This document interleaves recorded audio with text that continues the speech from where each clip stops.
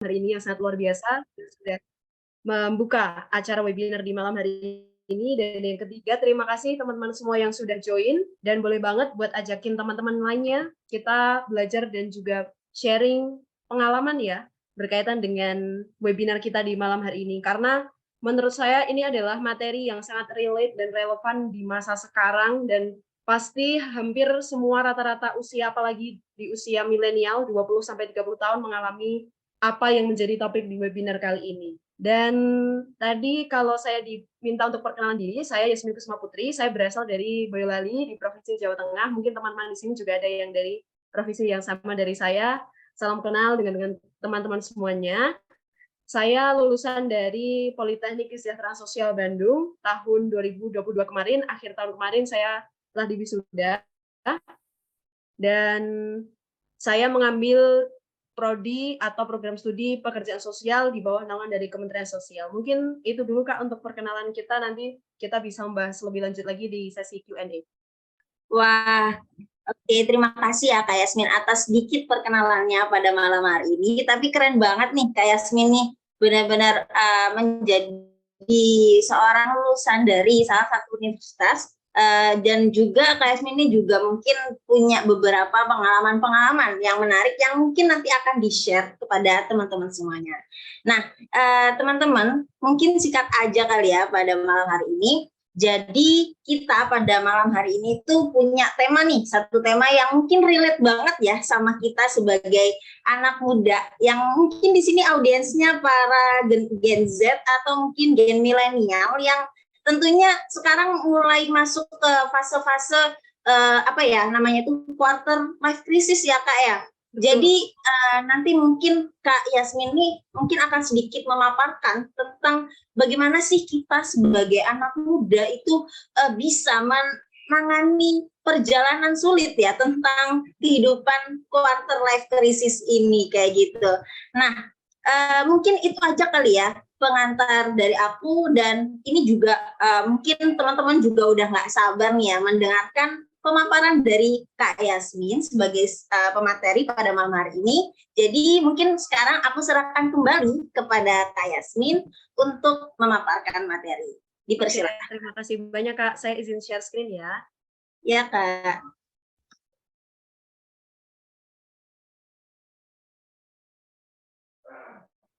Apakah share screen-nya sudah terlihat? Sudah Kak. Oke, sebentar.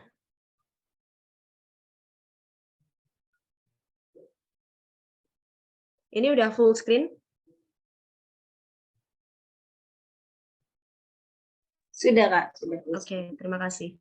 Baik, tadi sudah dibuka dan juga ada sedikit pengantar ya dari moderator kita di malam hari ini. Nah, apa sih yang akan kita bahas nih teman-teman? Ini adalah salah satu hal yang mungkin kita rasakan, kita alami, dan kita temui sehari-hari atau dalam kehidupan realita ya teman-teman. Kenapa saya sebut demikian? Karena menurut saya ini adalah salah satu hal yang melekat pada pikiran, jiwa, bahkan raga seseorang ya. Ini adalah sebuah hal yang alamiah dan sebuah hal yang manusiawi menurut saya, pastinya di fase-fase umur di mana seseorang apalagi mencari jati diri, itu adalah sebuah hal yang sering kita temui, kita rasakan, dan bahkan orang lain pun juga mengalami apa yang kita rasakan terhadap topik pembahasan kali ini. Jadi apa yang kita bahas kali ini adalah how to deal with yourself. Jadi gimana sih cara kita mengatasi diri kita, mengatasi kendala-kendala yang terjadi dalam kehidupan kita, di mana salah satu kendala yang dibahas ini apa sih teman-teman, yaitu facing quarter life crisis atau biasa disingkat dengan QLC. Nah, di sini saya mungkin sedikit sharing aja ya. Jadi bukan bermaksud untuk menggurui teman-teman. Di sini mungkin saya sedikit merefresh atau kita bertukar wawasan mengenai quarter life crisis. Nah, di sini ada satu judul besar di mana ketika tumbuh dewasa itu tak seindah yang kita bayangkan. Nah, ini sangat relate dengan diri saya mungkin ya teman-teman, khususnya karena di saat kita fase kecil atau saat kita masih anak-anak, kita merasakan betapa indahnya hidup ini, betapa bahagianya hidup ini.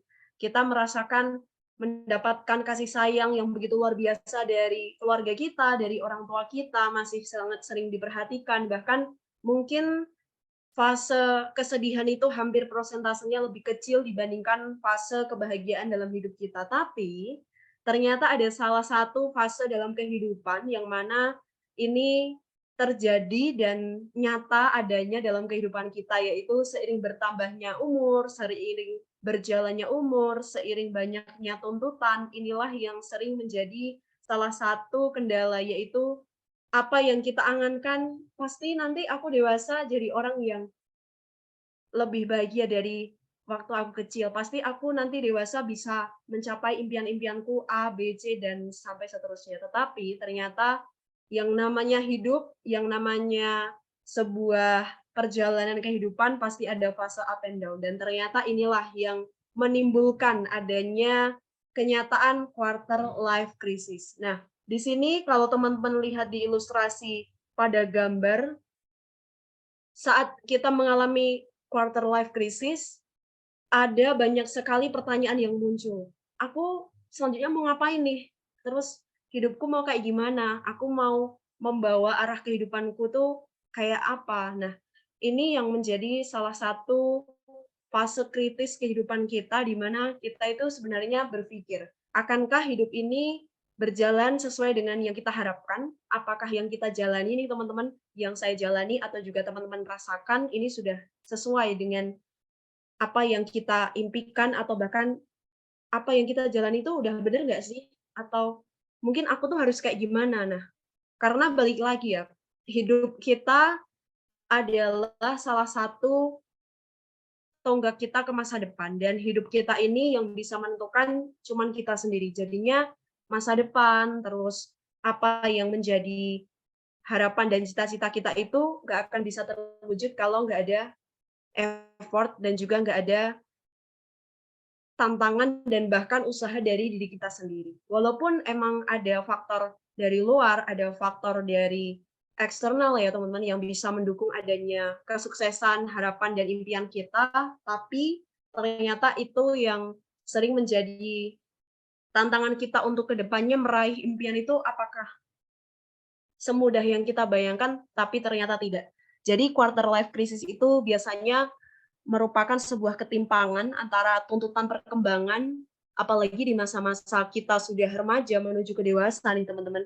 Ternyata hidup secara berkecukupan atau hidup secara mandiri, hidup secara lebih baik itu nggak gampang banget untuk diraih. Jadi di sini ada kata ya bahwa ada ketimpangan perkembangan kehidupan kita, entah itu secara mental, entah itu secara finansial, atau entah itu secara karir, dan kita nggak tahu apa sih sebenarnya cara yang paling efektif untuk mengatasi kecemasan, kekhawatiran kita. Karena di sini ada ilustrasi lagi bahwa quarter life crisis itu adalah sebuah hal yang melanda diri kita saat kita kurang bisa menelaah gimana sih sebenarnya jati diri kita, identitas kita di masyarakat, dan apa yang seharusnya kita lakukan saat kita mengalami ketakutan atau kekhawatiran-kekhawatiran yang sangat besar dalam hidup kita, teman-teman. Biasanya mungkin di sini saya yakin dan percaya teman-teman semua pernah mengalami QLC, dan ini sering sekali terjadi berdasarkan survei juga pada usia orang umur 20 sampai 30 tahun. Nah, tadi benar ya, bahwa ini merupakan salah satu kendala untuk Gen Z atau Gen milenial. Seperti yang disampaikan oleh Kak Ani tadi. Nah, selain itu pada periode ini, penanda orang itu mulai mengalami QLC itu apa sih, teman-teman? Orang mulai mengalami QLC saat orang tersebut mulai takut, mulai depresi, mulai cemas, mulai khawatir, entah mengkhawatirkan masa depannya, entah mengkhawatirkan kisah percintaannya, atau entah mengkhawatirkan gimana kuliahnya, pendidikannya, dan lain sebagainya. Nah, jadi itu merupakan salah satu problem dan sebuah permasalahan ya yang bisa kita katakan viral di kehidupan masa kini. Oke. Nah, teman-teman, di sini ada beberapa gejala nih. Kalau teman-teman mungkin mengalami gejala ini, berarti teman-teman bisa digolongkan juga nih sebagai orang yang sedang mengalami atau pernah mengalami QLC. Yang pertama adalah adanya perilaku yang impulsif. Jadi berusaha untuk terkadang menarik diri juga dari lingkungan atau juga tertutup, bahkan kita cenderung menjadi orang yang introvert juga dalam lingkungan kita. Tetapi menurut saya itu bukan hal yang menjadi solusi saat kita yang tadinya mungkin punya kepercayaan diri, yang tadinya, "Ah, aku pasti bisa nih mencapai tujuan-tujuanku," tapi ternyata ada suatu kendala dan ada tujuan yang tidak tercapai, menurut saya berperilaku impulsif, kemudian menjadi orang yang introvert itu sangat salah. Justru dengan kegagalan, dengan sebuah ketidakberuntungan kita saat kita menggapai segala sesuatu, itu jadikan cambuk pembelajaran dan motivasi. Banyak sekali orang sukses, banyak sekali orang yang mendapatkan keberhasilan, pastinya mereka jatuh bangun untuk membangun kesuksesan itu. Nah, kalau mereka aja bisa, kenapa kita enggak? Kan gitu ya, teman-teman. Kemudian yang kedua adalah di mana seseorang itu merasa terjebak dan merasa, "Ih, kenapa sih aku lahir di dunia ini?" Kan pasti teman-teman juga pernah kan ya mengalami hal itu. Kenapa terjebak dalam permasalahan hidup yang rumit atau mungkin saking kalutnya udah kayak pasrah, kayak hidup pun nggak mau, mati pun juga segan ya teman-teman. Jadi ini adalah salah satu kendala atau juga salah satu permasalahan yang sering menjadi momok untuk setiap orang. Nah, selain itu juga seseorang yang punya gejala QLC, dia juga membutuhkan adanya perubahan dalam kehidupan. Jadi karena tuntutan masyarakat, misalnya Kak Ani atau juga teman-teman semua ditanya ini, "Kamu udah selesai kuliahnya, terus mau ngapain habis itu?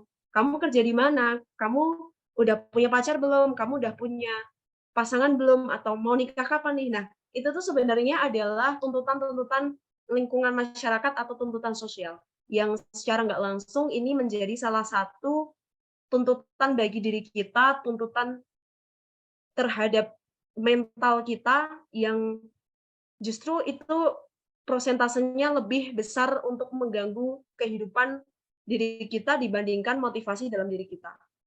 Karena omongan orang itu pun juga bisa menjatuhkan mental seseorang. Nah, yang ketiga adalah merasa bahwa dia itu terisolasi dan kesepian. Artinya di sini apa? Merasa bahwa berada dalam lingkungan yang sebenarnya dikelilingi orang-orang yang dia sayang atau punya banyak teman, tapi ngerasa masih sendiri. Karena apa?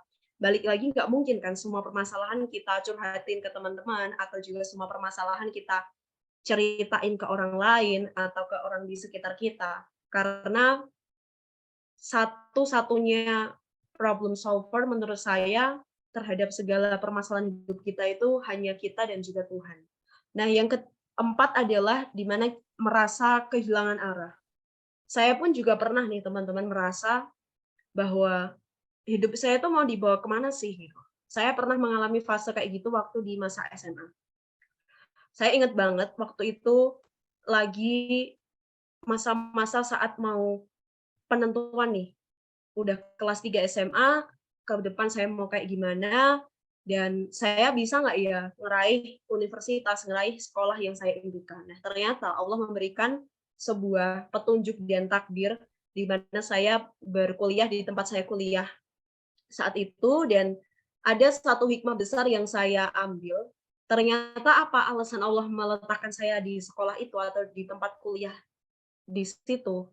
Justru dari situ saya bisa mengembangkan diri dengan lebih luas. Saya bisa mengembangkan dan explore bakat saya dengan lebih, banyak lagi. Saya ikut banyak event dan juga punya teman-teman yang baik-baik, punya relasi yang lebih luas, dan juga saya bisa tahu bahwa ternyata hidup tuh harus diperjuangin dan setiap orang itu punya kelebihan dan kekurangan masing-masing. Nggak ada orang yang bodoh, nggak ada orang yang pintar. Tapi tinggal bagaimana orang itu bisa explore, orang itu bisa develop, dan orang itu bisa punya motivasi ke arah yang lebih baik lagi. Dan insya Allah kalau kita pun punya tekad dan motivasi yang tinggi, apa yang kita usahakan pun nggak pernah mengkhianati hasil yang ingin kita capai.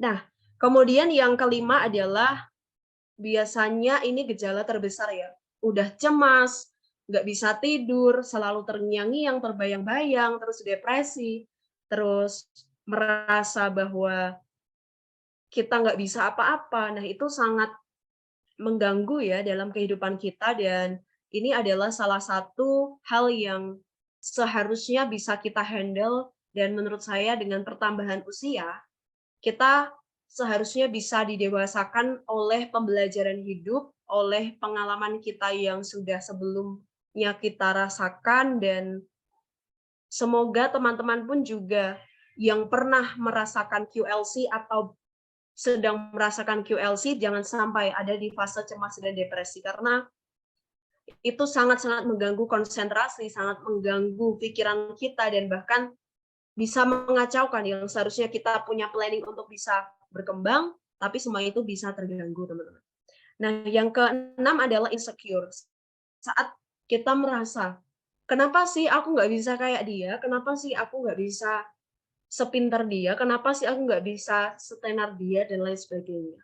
Terus kalau teman-teman lihat-lihat nih di postingan IG atau di postingan Facebook atau di postingan Twitter dan lain-lain atau di status WA. Nah, biasanya kan orang-orang sekarang tuh suka ya nge-share apa yang ingin mereka share, entah itu pencapaian, entah itu kekayaan, atau entah itu prestasi-prestasi mereka. Nah, ini kan kadang juga menjadi sebuah hal yang membuat kita jadi merasa insecure atau menjadi merasa pesimis. Tapi saya sendiri selalu menanamkan setiap orang punya strength and weakness, setiap orang punya kelebihan dan kekurangan. Jadi nggak perlu takut dan nggak perlu ngerasa insecure lagi.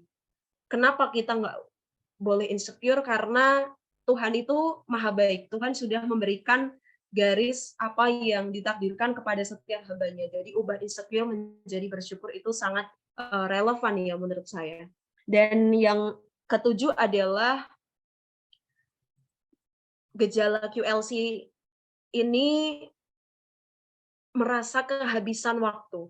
Jadi saat kita merasa, kenapa waktu yang ada cuman terbuang sia-sia ya? Kenapa aku belum bisa meraih A, B, C, D, dan E? Nah, kalau kita selalu merasa kayak gitu, kita nggak akan pernah merasa bersyukur, teman-teman.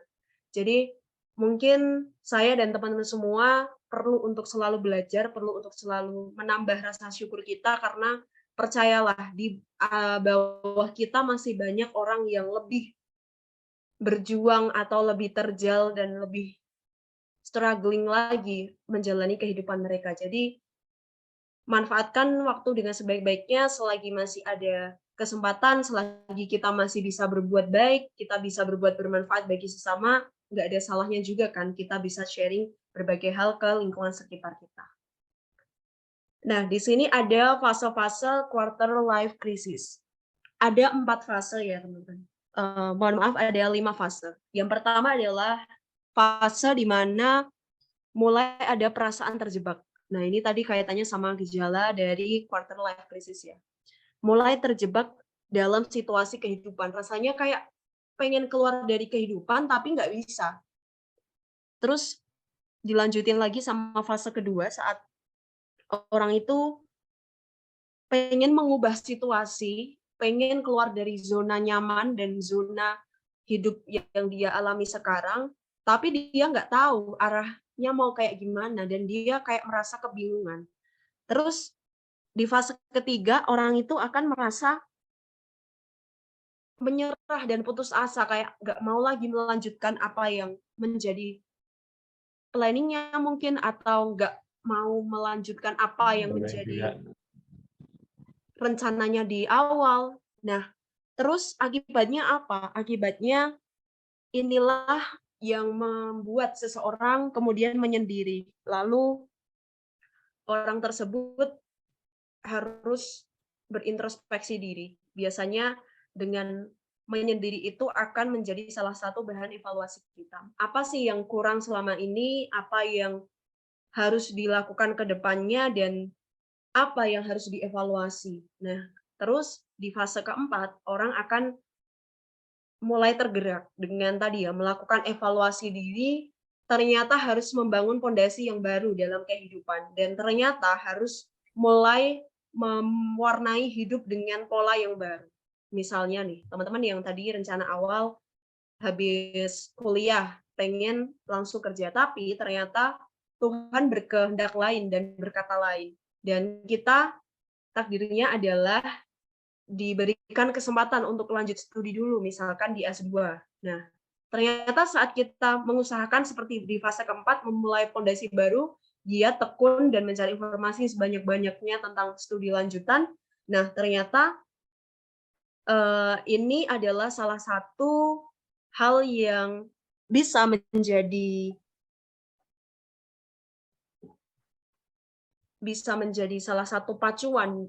Ternyata hikmahnya tuh selama ini kayak gini, udah di skenario sama Tuhan. Dan di fase kelima, inilah yang menjadi komitmen baru, yang menjadi sebuah nilai baru bagi seseorang saat sudah mengalami penolakan, kemudian secara perlahan dia mengalami penerimaan terhadap apa yang terjadi dalam hidupnya. Nah, ternyata setelah tadi ya ditakdirin buat lanjut S2 dan akhirnya bisa keterima S2, itulah yang menjadi takdir baru dan di sana pasti banyak sekali hikmah, misalnya bisa mengembangkan diri atau punya teman yang lebih banyak, dari sana punya link untuk karir atau bahkan bisa mengembangkan sayap pendidikan dengan lebih luas. Nah, itu yang seharusnya saat kita mengalami sebuah ketidaksesuaian antara harapan dan realita, hikmah yang harus kita ambil, pelajaran yang harus kita ambil adalah salah satu nilai yang harus kita pahami ya teman-teman, untuk menjadi semangat kita ke depannya agar nggak ngelokro atau agar kita nggak menyerah dan putus asa. Nah, teman-teman, di sini saya mungkin berbagi tips and trick ya, saat teman-teman mulai merasa kayak pengen menyerah sama hidup, atau teman-teman merasa kebingungan sama hidup teman-teman. Nah, di sini ada beberapa tips trik sederhana ya. Yang paling penting dan paling utama adalah self-love, di mana teman-teman harus mencintai diri teman-teman terlebih dahulu dan menghargai diri sendiri. Karena saya juga berkaca dari pengalaman, berkaca dari kehidupan sehari-hari, banyak sekali orang yang mengalami atau juga orang yang merasa tidak optimis dan pesimis sama hidupnya. Jadi kalau dia berantakan sama hidupnya dan bahkan kehidupannya bisa carut marut ya. Ini adalah salah satu efek di mana dia kurang memahami dan menghargai diri sendiri. Sekecil apapun pencapaian kita, sekecil apapun achievement yang sudah kita raih, walaupun misalnya hanya sederhana, walaupun jika kita tengok ke atas masih banyak orang yang lebih berprestasi atau banyak orang yang lebih baik dari kita, tapi kita harus apresiasi terhadap segala hal yang terjadi dalam hidup kita ini dan sudah kita capai. Karena self love, kemudian mengenali diri sendiri itu merupakan sebuah pondasi utama ya, agar kita selalu merasa termotivasi menyusun rencana hidup yang lebih baik dan matang. Nah, terus teman-teman berhenti membandingkan orang lain. Nah, jangan pernah teman-teman keseringan buat ngebandingin teman-teman sama orang lain. Karena ini yang akan membuat pikiran kita tumpul, akan membuat diri kita semakin putus asa, dan ini bisa membuat kita depresi ya, efek paling parahnya. Karena berkaitan sama mental, berkaitan sama kesiapan jiwa kita untuk menerima segala sesuatu yang ada dalam hidup kita. Ini bisa juga dicontohin ya teman-teman. Saat teman-teman mungkin membuka sosial media atau teman-teman ketemu sama orang lain yang, kok kelihatannya dia serba bisa ya, terus kenapa sih dia lebih bagus dari aku, dia lebih ganteng, lebih cantik, atau lebih lainnya. Nah, teman-teman harus tanamkan dalam keyakinan diri teman-teman, teman-teman itu punya keistimewaan dan punya faktor spesial tersendiri, karena Tuhan sudah menciptakan kita dengan sebaik mungkin. Jadi, itu adalah kunci ya, agar kita selalu bersyukur dan tidak terlalu membandingkan dengan orang lain. Terus kita menganggap adanya quarter life crisis atau masa-masa krisis dalam kehidupan kita itu sebuah hal yang wajar dan normal. Karena sejatinya manusia itu akan selalu merasa tidak puas, dan itulah yang menjadi salah satu penyebab ya menurut saya, kenapa orang itu sering merasa ingin lebih dan lebih terus-menerus. Saat semisal nih, teman-teman udah bisa mencapai cita-cita teman-teman yang pertama, tapi suatu saat teman-teman ketemu lagi di lingkungan baru, ketemu lagi di circle yang baru, sudah punya gaya hidup yang beda atau sudah punya pattern lingkungan yang berbeda, itu akan mempengaruhi teman-teman untuk menuntut diri teman-teman mencapai hal-hal lainnya lagi. Nah, itu adalah salah satu hal yang alamiah yang selalu terjadi dalam kehidupan kita sebagai manusia. Kemudian jangan berdiam diri. Nah, ini adalah salah satu yang perlu saya tekanin juga ya, dan juga perlu teman-teman garis bawahi. Saat kita merasa pesimis atau lagi dalam keadaan insecure atau dalam keadaan yang kurang mendukung, jangan pernah berdiam diri atau stagnan aja. Teman-teman harus nih explore diri teman-teman, manfaatin sosial media, manfaatin link pertemanan teman-teman, manfaatin komunitas teman-teman, atau manfaatin hal-hal yang menjadi minat bakat teman-teman. Semisal nih, ada teman saya nih dulu, teman kuliah, yang sebenarnya dia itu punya bakat yang besar dalam bidang sastra, karena dia nggak pede, karena dia merasa kayak, ah paling kalau ikutan lomba atau ikutan organisasi nggak akan bisa berkembang. Tetapi ternyata setelah dapat dukungan dari teman-teman di sekitar, setelah disadarkan, sekarang dia benar-benar menekuni bidang di karya sastra itu. Nah, jadi dari sana saat kita mau berusaha, maka akan selalu ada jalan untuk kita tumbuh dan berkembang. Dan sebaik-baiknya manusia adalah manusia yang bisa mengubah dirinya sendiri dan bisa bermanfaat bagi orang lain.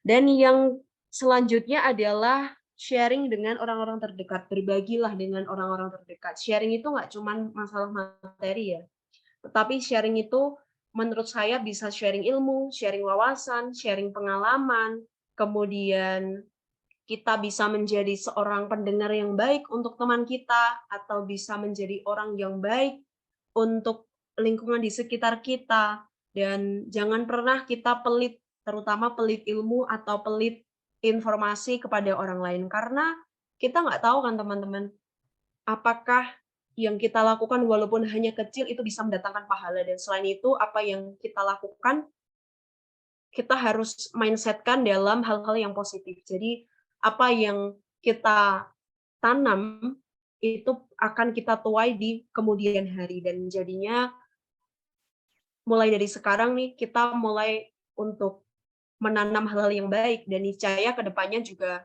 yang datang ke kita pun juga hal-hal yang baik juga. Nah, yang selanjutnya adalah membuat perencanaan kehidupan. Di sini memplanning-kan kehidupan itu adalah salah satu hal yang penting ya, agar kita terarah, kita terorganisir kehidupannya. Jadi setelah kayak gini, aku mau A, B, C, D, dan seterusnya. Itu akan membantu kita lebih mengarahkan kehidupan yang tertata, dan kita nggak kebingungan lagi selanjutnya kita mau ngapain, kita mau kayak gimana, dan lain sebagainya. Nah, kemudian tips berikutnya, hilangkan toxic relationship.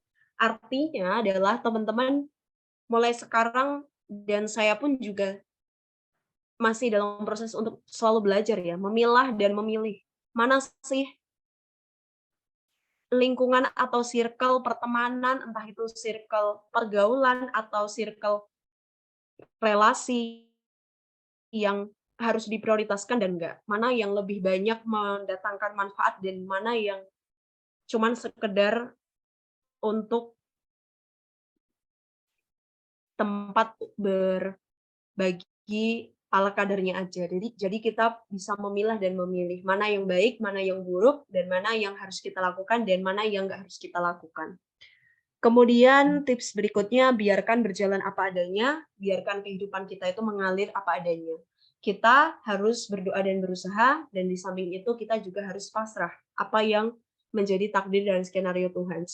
Selagi kita sudah berusaha semaksimal mungkin, teman-teman, saat kita berada di titik pasrah, maka insya Allah apa yang menjadi hasil kedepannya adalah hasil yang paling terbaik. Itu juga sudah pernah saya rasakan dan alami dalam kehidupan saya di fase-fase sebelumnya. Saat saya mulai merasa nih kayak aku udah berdoa, aku udah ikhtiar, udah berusaha, tinggal aku serahin bener-bener pasrahin ke Tuhan dan udah bener-bener di fase yang nggak punya daya kuasa apapun untuk menentukan apa yang menjadi planningku ini bisa tercapai. Nah, jadi let it flow itu adalah salah satu kunci ya, agar hidup kita itu tenang dan kita nggak gerasak-gerusuk dan kita bisa nyaman untuk menjalani hidup ini.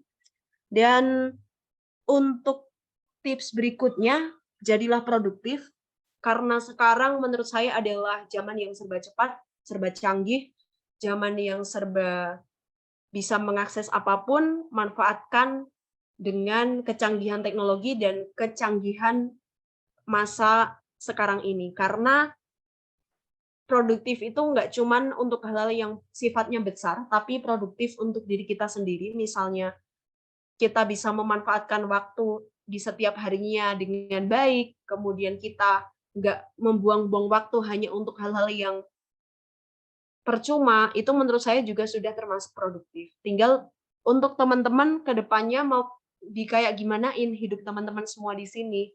Kita yang tahu koridor hidup kita masing-masing dan kita juga adalah orang yang bisa menentukan jalan arah hidup ini tuh mau kayak gimana. Nah, selanjutnya adalah mengembangkan bakat dan minat. Mengembangkan bakat dan minat di sini adalah teman-teman bisa explore apa sih yang sekiranya menjadi minat atau ketertarikan teman-teman.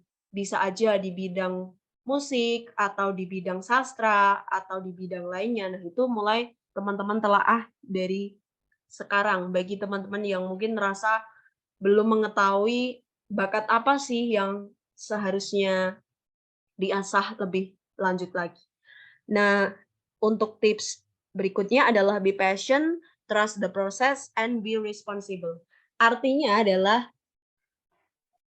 selalu merasa sabar, selalu percaya terhadap proses yang dijalani, dan tanggung jawab terhadap apapun. Nah, jadi kita harus selalu melatih kesabaran kita dalam berbagai hal, kita harus mempercayai proses yang sudah kita jalani, karena proses itu bukanlah suatu hal yang mudah ya, karena mendapatkan segala sesuatu, terus memperjuangkan hidup itu bukanlah hal yang instan. Banyak orang-orang yang sukses di masa sekarang, tokoh-tokoh public figure di masa sekarang, yang mana mereka dulunya hidupnya pun juga susah. Mereka harus struggle dan berjuang dan survive untuk diri mereka masing-masing. Tetapi dengan tekad, dengan kerja keras, dengan berdoa, berusaha, dengan mengorbankan air mata, bahkan mengorbankan jiwa dan juga raga mereka, dan ternyata mereka pun bisa menunjukkan kalau mereka itu sukses. Nah, itu bisa kita pelajari dan kita lihat ya dari kehidupan nyata banyak sekali orang-orang sukses yang bisa kita contoh. Dan be responsible, menjadi orang yang bertanggung jawab, artinya kita konsekuen terhadap apa yang sudah kita pilih, kita tempuh, dan jangan pernah terlalu menyesali apa yang terjadi dalam hidup kita. Karena sejatinya apa yang terjadi dalam hidup kita ini sudah digariskan oleh Tuhan, dan selain itu adalah sedikit banyak hasil apa yang kita perjuangkan dan kita usahakan. Dan insya Allah semuanya akan punya hikmah dan pembelajaran masing-masing bagi kehidupan kita. Entah itu keadaan yang baik, entah itu keadaan yang menurut kita kurang menguntungkan atau kurang kita sukai. Di sini saya punya quotes ya teman-teman pada webinar kali ini. Meskipun hari ini kamu merasa memiliki hidup yang kurang baik, percayalah bahwa suatu saat kamu akan mendapatkan masa depan yang lebih baik. Percayalah ya teman-teman semua bahwa apa yang teman-teman lakukan di sini, apa yang teman-teman usahakan sekarang akan bisa menentukan masa depan yang lebih cerah. Jadi selalu semangat dan teman-teman selalu jangan pernah merasa putus asa untuk mengejar apa yang menjadi cita-cita dan harapan teman-teman ke depannya, dan dibarengi dengan berdoa serta berusaha. Oke, mungkin sekian pemaparan materi dari saya dalam webinar kali ini. Saya kembalikan lagi ke moderator. Oke, wah keren banget ya materi yang disampaikan tadi dari Kak Yasmin tentang bagaimana sih cara kita sebagai apa ya yang sedang mengalami quarter life crisis ini tuh menjalani dan mengatasinya itu dengan sebaik-baik yang kita mampu. Oke, mungkin sebelumnya aku akan buka sesi tanya jawab kepada peserta. Mungkin ada yang bertanya ataupun ketik di kolom chat.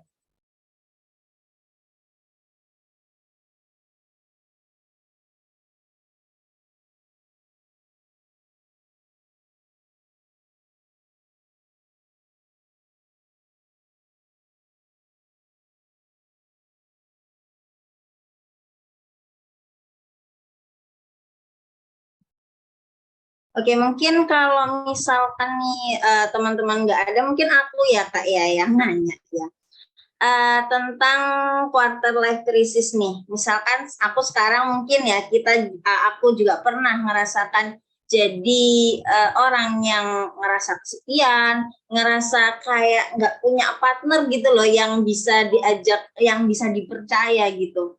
Nah, tapi kayak apa ya? Gini, kayak misalkan tadi kan kakak sempat jelasin tentang kita juga harus punya apa ya tadi kayak strategi gitulah untuk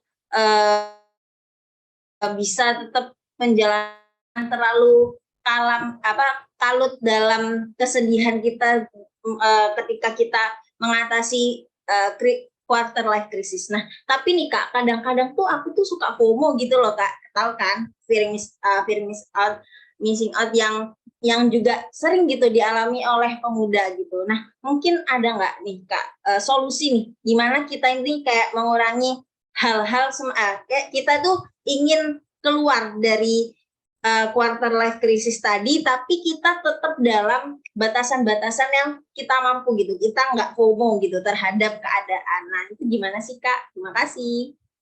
Oke, terima kasih Kak Ani. Menurut saya ya Kak, gimana caranya kita buat nggak terjebak dengan quarter life crisis ya, berarti intinya ya. Nah, mungkin yang pertama adalah kita harus muhasabah diri sih Kak, kayak introspeksi diri. Nah, itu sangat penting banget. Mulai dari awal perjalanan hidup kita sampai sekarang, apa sih yang udah kita bangun, apa yang udah kita jalani dan kita capai. Nah, itu menurut saya pencapaian-pencapaian kecil, pencapaian-pencapaian yang walau itu cuma sederhana, itu sangat berarti ya kalau menurut saya. Karena walaupun sekecil apapun, apa yang udah kita lakuin, itu nggak mudah loh kita sampai di titik sekarang ini. Nah, yang kedua, biar kita nggak terjebak, apa? Kita harus menyemangati diri sendiri. Walaupun kita ngerasa kayak sebenarnya punya teman yang banyak, atau Kak Ani atau teman-teman semua kayak dikelilingi orang-orang yang baik-baik, tapi kita masih ngerasa kayak kesepian, apa-apa kita harus nentuin diri sendiri. Nah, justru itu adalah perjuangan yang emang wajar ya, udah dikodratkan kayak gitu. Kita manusia itu emang sebagai makhluk sosial, tapi hidup kembali lagi yang menjalani cuman kita. Jadi itu harus digarisbawahi dan menjadi satu buah penyadaran ya Kak Ani dan teman-teman, bahwa hidup yang nentuin cuman kita, dan omongan orang atau stigma orang lain terhadap kita, apalagi omongan yang negatif, orang-orang yang nggak suka, bahkan menurut saya walaupun kita diem aja, kadang kita masih kayak nggak disukai sama orang lain.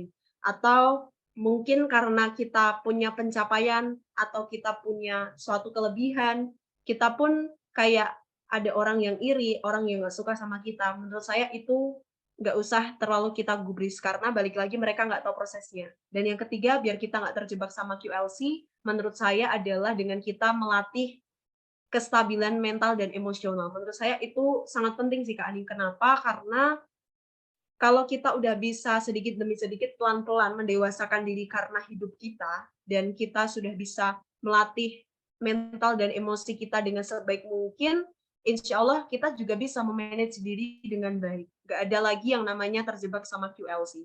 Menurut saya QLC itu wajar untuk dialami setiap orang dalam kehidupannya, tetapi masih dalam kadar yang sewajarnya. Jadi itu sih Kak menurut saya agar hidup kita itu tenang, nyaman, dan kita selalu berprinsip aja, hidup di dunia ini toh cuman sementara. Apa sih yang mau kita unggul-unggulin sebagai manusia, kita juga bukan makhluk yang sempurna, karena kesempurnaan cuman punya Tuhan kan. Dan sebaik-baiknya orang, balik lagi orang yang bermanfaat. Jadi itu sih Kak yang selalu memotivasi saya saat saya juga mengalami QLC. Wah, keren banget dari jawabannya. Dari jawabannya Kak Yasmin tadi sangat menjawab banget Kak. Terima kasih ya atas insight-nya malam ini. Oke, ini wah ternyata lumayan banyak ya pertanyaannya. Ini aku bacakan ya Kak pertanyaan yang ada di kolom chat. Yang pertama ini dari Najma Dinda. Halo Kak, sebelumnya terima kasih banyak materinya. Izin bertanya, kenapa ya kita selalu butuh validasi orang lain?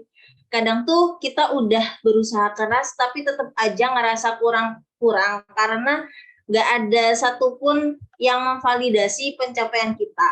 Nah, gimana sih Kak supaya kita bisa hidup tanpa validasi dari orang lain? Terima kasih. Juga pertanyaan dari Najma ya Kak. Validasi hidup dan validasi dari orang lain itu sama saja menurut saya disebut sebagai pengakuan dari orang lain. Nah, balik lagi, kenapa kita membutuhkan atau punya hasrat divalidasikan sama orang lain atau kita butuh pengakuan orang lain, karena kembali lagi nih, teman-teman, kita adalah manusia yang mana selalu merasa kurang puas. Nah, dari satu kata itu, kurang puas, itu menurut saya adalah penyebab dan alasan kenapa Najma dan juga teman-teman mungkin merasa bahwa apa yang dilakuin tuh harus kayak diakuin atau kayak perlu mendapatkan apresiasi dari orang lain. Nah, kuncinya agar nggak selalu terbayang dan terpaku dengan hal itu adalah meningkatkan bersyukur. Toh, apa yang kita lakukan, selama itu sebuah kebenaran, sebuah hal yang bermanfaat dan hal yang positif, nggak perlu kita memikirkan pengakuan orang lain, nggak perlu kita menggubris validasi atau lain sebagainya itu. Karena self love itu harus selalu kita upayakan ya. Ibaratnya kita bisa karena terbiasa. Nah, kita bisa self love saat apa? Kita membiasakan diri kita untuk menghargai diri sendiri. Mulai dari sekarang mungkin Najma atau teman-teman bangunlah mindset yang positif, bangunlah optimisme yang lebih meningkat lagi. Karena saya udah pernah membuktikan sih teman-teman. Saya juga nggak bisa dipungkiri pernah merasa seperti yang ditanyakan sama Najma ya, bahwa saat saya mengikuti suatu event ya, di sana bisa dikatakan salah satu event pageant. Pageant itu adalah seperti duta gitu ya teman-teman. Nah, saya merasa bahwa saya ikut ini harus menang dan saya harus menjadi juaranya. Nah, saat saya mengikuti itu, karena ada tuntutan tadi ya, tuntutan, kemudian ada hasrat di mana merasa selalu ingin lebih terus, maka saat itu saya nggak menang, saya bukan menjadi pemenang utama, saya merasa down banget. Kenapa sih? Apa sih kurangnya aku? Kenapa sih dia yang menang dan A, B, C, D? Tapi di situ saya bisa mengambil hikmah. Be passion, menjadi orang yang lebih sabar, dan selalu belajar mempelajari apa yang kurang dari sebelumnya, itu adalah hikmah terbesar. Dan terbukti saat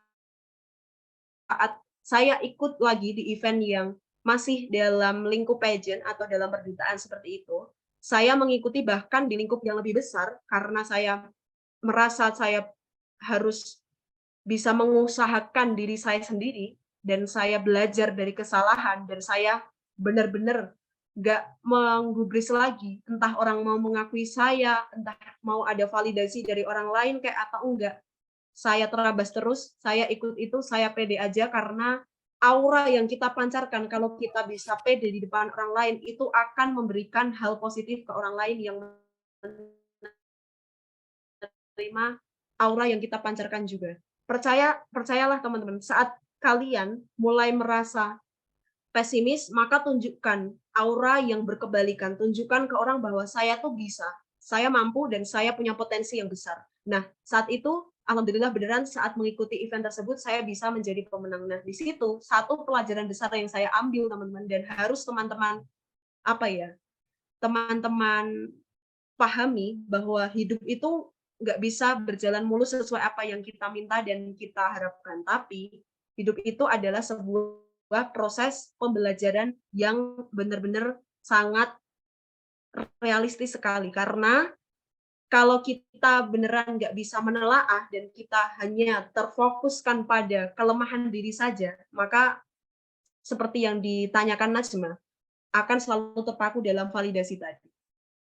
Be optimis dan selalu tanamkan bahwa teman-teman itu bisa dan teman-teman mampu. Insya Allah semua itu akan bisa terwujud dengan sebaik-baiknya dengan jalan yang benar. Kayak gitu Kak Ani untuk jawaban dari pertanyaan Najma. Oke, mungkin gimana untuk Najma? Semoga menjawab ya pertanyaannya. Oke, ini ada beberapa pertanyaan. Aku bacain lagi ya, Kak. Kak, biasanya kan orang yang sedang mengalami life krisis ingin didengar isi hatinya, ya kan? Nah, dari Kak Yasmin, apakah ada tips biar kita nggak salah berbagi cerita dengan orang lain? Karena kadang ketika orang itu diberi cerita, dia akan terlihat mendengarkan, tetapi ketika di belakang, dia diam-diam cerita ke orang lain dan menjatuhkan kita di saat ada kesempatan yang tepat. Kayak gitu sih, Kak. Oke, ini menarik juga ya pertanyaannya. Kalau boleh tahu Kak Ani pernah nggak merasakan kayak gitu? Pernah banget, Kak. Sama, saya juga pernah ngerasain kayak gitu sih, teman-teman. Saat kita sudah mempercayakan apa ya, hal yang menurut kita private dan rahasia, ternyata orang kita percaya itu menyalahgunakan kepercayaan kita, gitu kan teman-teman.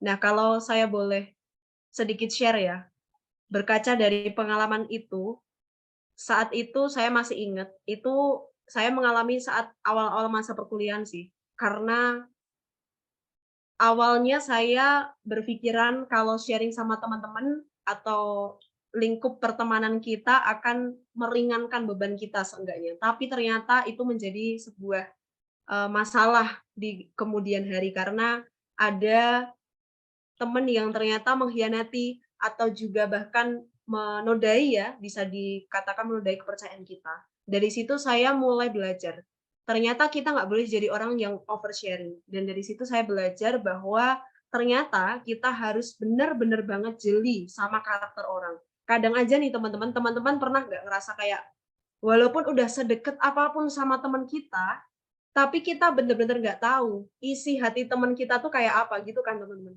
Dan bener-bener nggak tahu karakter-karakter yang belum pernah kelihatan. Kita nggak tahu semarah-marahnya dia kayak apa. Apakah dia bisa meluapkan kemarahan dengan begitu fatalnya atau juga bisa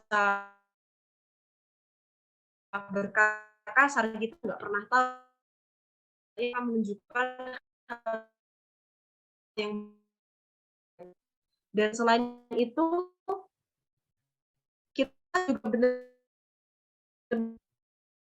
di saat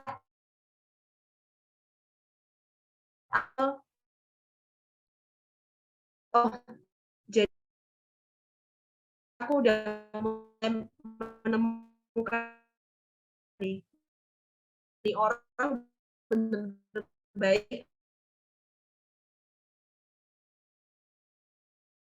Speaking itu menurut saya adalah sebuah pembiasaan. Jadi bukan hal yang harus terus-menerus les atau ditempuh dengan kursus atau lain sebagainya. Tetapi saya pun juga belajar public speaking atau belajar berani ngomong di depan orang banyak itu dari pengalaman-pengalaman di sekitar saya dan pengalaman dari diri saya sendiri. Nah, saya pun juga pernah di fase kayak dulu takut dan malu-malu kalau memulai pembicaraan sama orang yang baru kita kenal, memulai obrolan sama orang yang sebelumnya nggak kita kenal atau masih takut-takut kalau bicara di depan umum. Tapi saya membiasakan diri untuk kayak mulai nih kalau ketemu teman baru atau ketemu rekan yang baru, kita sharing hal-hal yang ringan aja kayak sekedar nyapa, kita mulai interaksi sama mereka, komunikasi hal yang kecil dulu. Nah, itu menurut saya juga salah satu hal yang bisa mendukung juga ya untuk kemampuan public speaking. Yang kedua, teman-teman jangan ragu dan jangan takut untuk ikut lomba atau ikut seminar yang kaitannya sama public speaking. Nah, dari situ kan kelihatan tuh kekurangan apa, evaluasi apa, dan apa yang harus dilakukan untuk kedepannya teman-teman semakin berani. Dan yang ketiga, perluas pertemanan. Karena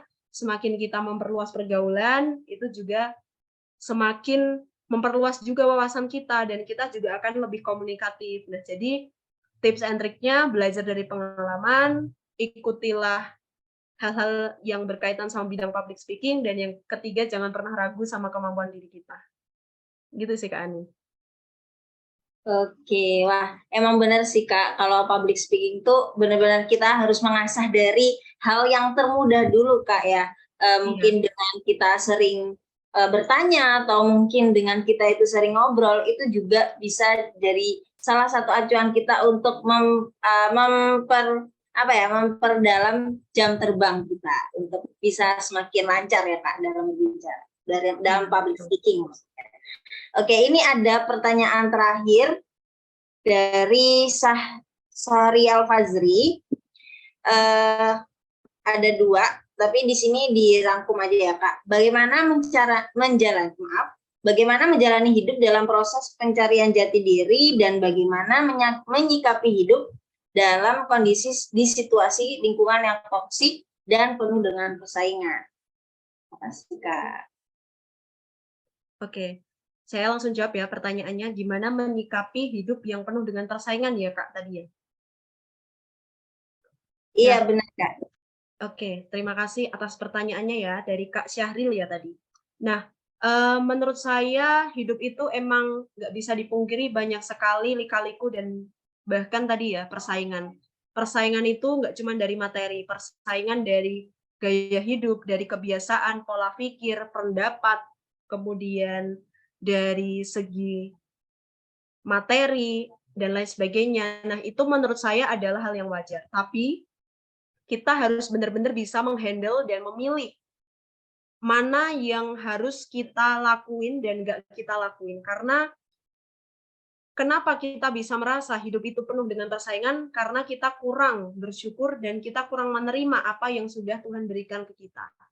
Kalau kita bisa mensyukuri, kita bisa selalu mengambil hikmah apa yang terjadi dalam diri kita, maka hidup penuh persaingan, hidup penuh tekanan itu nggak akan terjadi lagi dalam hidup kita. Karena satu hal yang saya juga pelajari ya teman-teman, bahwa terkadang kenapa Tuhan itu nggak menakdirkan kita ada di posisi yang mungkin, ini saya secara general ya, yang mungkin dalam posisi yang nggak seberuntung mereka, atau kurang sewah mereka, atau kurang sehebat orang-orang yang masih di atas mereka. Terkadang Tuhan itu punya skenario bahwa Tuhan lebih menyayangi kita dan menyelamatkan kita dari hidup yang foya-foya mungkin, atau hidup yang cuman percuma, atau Tuhan masih menyelamatkan kita untuk menjadi pejuang hidup yang bisa memperjuangkan hidup dengan sebaik-baiknya, bisa berkaca dari kehidupan dan bisa belajar dari kehidupan. Dan Tuhan pun juga masih peduli sama kita agar kita ngerasain up and down-nya hidup. Nggak mungkin kan kita cuman pengen hidup yang mulus-mulus aja, tapi dengan perjuangan itu akan semakin apa ya teman-teman, semakin menjadi cambuk untuk kita ke depannya. Oh, jadi kayak gini hidup. Berarti nggak seindah yang kita bayangin tadi ya. Ternyata dewasa itu tak seindah dengan yang kita bayangin. Nah, itu menurut saya hal yang wajar, tapi balik lagi, gimana kita bisa menghandle. Jangan hanya menengok ke atas, tapi tengoklah ke bawah.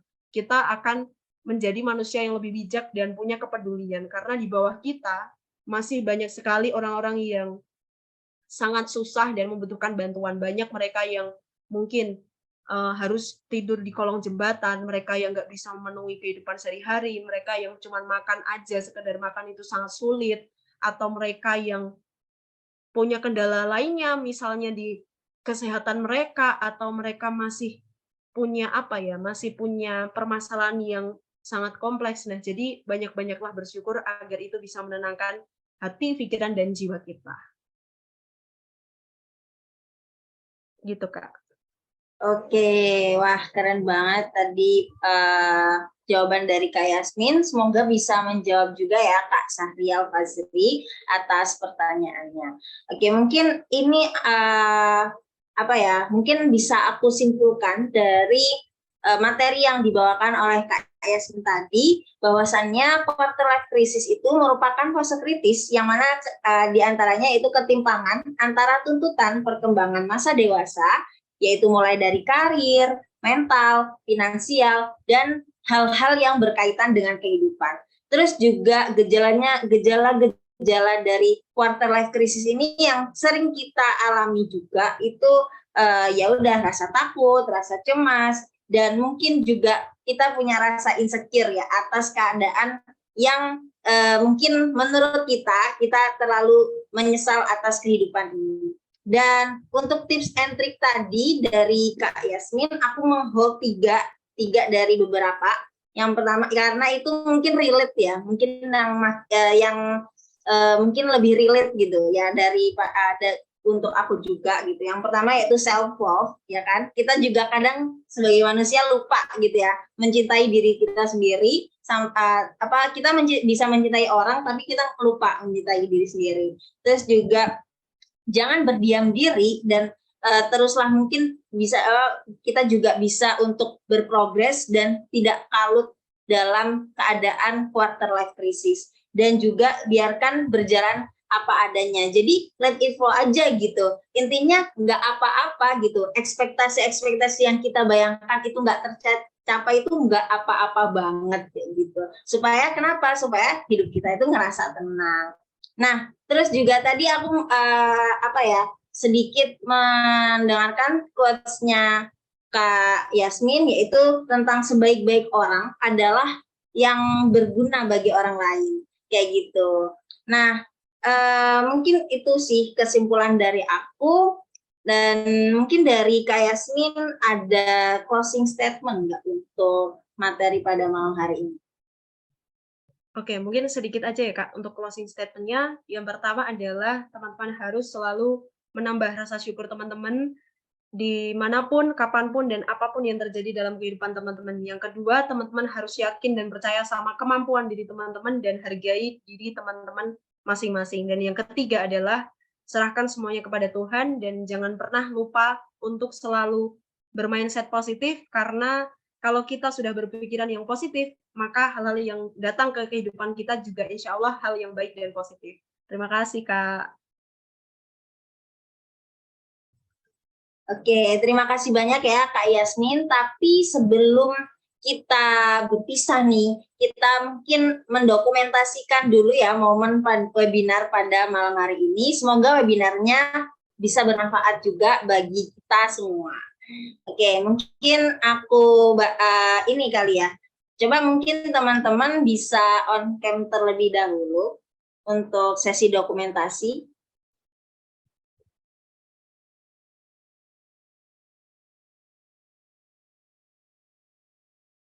Yuk, on cam yuk.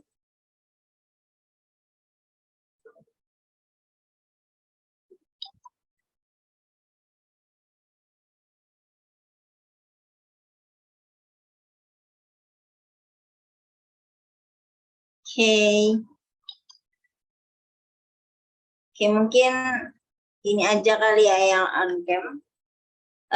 Oke, aku aba-aba ya. Teman-teman siap-siap. Posisi terbaik. Oke. 1, 2, 3. Oke, lagi. 1, 2, 3. Oke, terima kasih teman-teman yang udah hadir, dan terima kasih kepada Kak Yasmin atas pemaparan materi pada malam hari ini. Nah, mungkin Kak Yasmin mau nggak kalau misalkan materinya ini nanti di-share? Oh, Kak, Iya, apa Kak. namanya? Maksudnya Kak Yasmin mau nggak nanti mungkin di tag kali ya, mungkin teman-teman kalau buat story Instagram gitu, terus nanti bisa tag IG-nya Kak Yasmin gitu. Mungkin Kak Yasmin boleh nih kasih IG-nya di kolom chat, nanti biar teman-teman yang mau berbagi story bisa langsung tag Kak Yasmin dan komunitas Muda Inspiratif. Oke, mungkin saya share-nya di IG, di grup WA kali ya, Kak? Oh, boleh Kak, boleh banget. Sekalian sama share materi. Oke, siap Kak Yasmin. Oke, terima kasih Kak Ani dan teman-teman semuanya. Selamat beraktivitas dan stay safe and stay healthy. Terima kasih komunitas Muda Inspiratif. Saya pamit undur diri ya. Mohon maaf jika ada kesalahan kekurangan. Assalamualaikum warahmatullahi wabarakatuh. Waalaikumsalam warahmatullahi wabarakatuh. Terima kasih Kak Yasmin dan terima kasih teman-teman semuanya. Ya.